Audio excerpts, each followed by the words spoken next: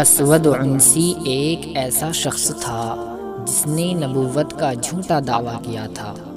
اس نے ابو مسلم خولانی رحمۃ اللہ علیہ سے کہا کہ کیا تو گواہی دیتا ہے کہ میں اللہ کا رسول ہوں؟ چنانچہ حضرت ابو مسلم خولانی رحمۃ اللہ علیہ نے کہا کہ میں تیری بات نہیں سن رہا۔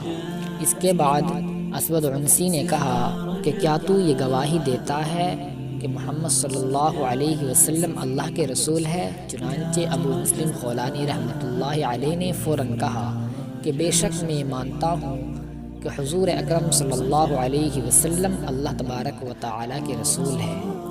اس پر اسود عنسی نے آگ جلانے کا حکم دیا اور ابو مسلم خولانی رحمۃ اللہ علیہ کو اس آگ میں ڈال دیا گیا۔ چنانچہ لوگوں نے دیکھا کہ ابو مسلم خولانی رحمۃ اللہ علیہ زندہ ہے اور نماز پڑھ رہے ہیں۔ آگ گلے گلزار ہو چکی تھی۔